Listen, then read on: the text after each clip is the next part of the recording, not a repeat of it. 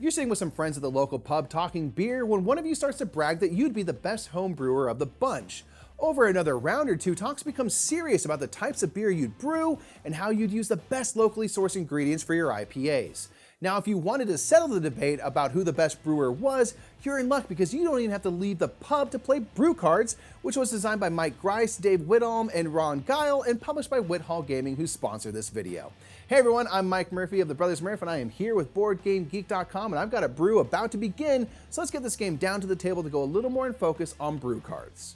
In BrewCards, 2 to 6 players will attempt to brew as many successful beer recipes as possible. First, you need to collect the right ingredients. On a turn, you first draw a card, adding it to your hand of ingredients. Once you have enough ingredients, you can attempt to brew beer by saying ready to brew. To make an attempt at brewing, you must have 1 water, and then at least 1 hops, yeast, and grain card. Players may add additional ingredients like more hops to make an IPA, or additional grain to make a porter or stout. Players may also add adjunct to make a seasonal beer or make your beer barrel-aged. Wildcards can be used in place of any other card type and always count as locally sourced, and players can always use 3 identical cards to create a wild card. Once all cards have been laid down to attempt the recipe, the active player rolls dice. The dice will determine if the brew is a success or not. The fewer cards you use, the safer the brew is, but as you add more cards to the recipe, the chance of a failed brew rises, but so too does the chance of having an awesome brew. Players will use a chart to reference whether their brew is a success. If the brew fails, all cards used for that recipe are shuffled back into the communal stack of cards. If a brew is successful, the cards used for that recipe are flipped face down and added to the successful recipe stack and will score 1 point at the end of the game. If the player rolled an awesome brew, they gain an awesome brew token, which is worth an additional point at the end of the game. Some cards come with a map pin icon, which means they are locally sourced.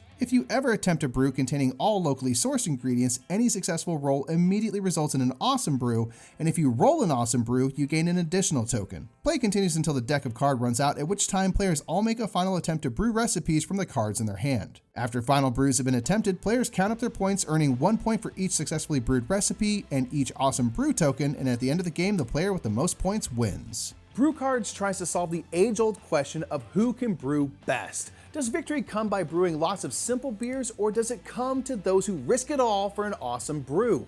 BrewCards aims to answer those questions, and it's meant to be played just about anywhere and has spill-resistant cards so you can play right there on the table in the pub. And if you'd like to learn more about BrewCards, be sure to check out its page at BoardGameGeek.com to learn more. And until next time, I'm Mike Murphy. I've been here with Board Game Geek, and we've been going in focus on BrewCards. Have a great day.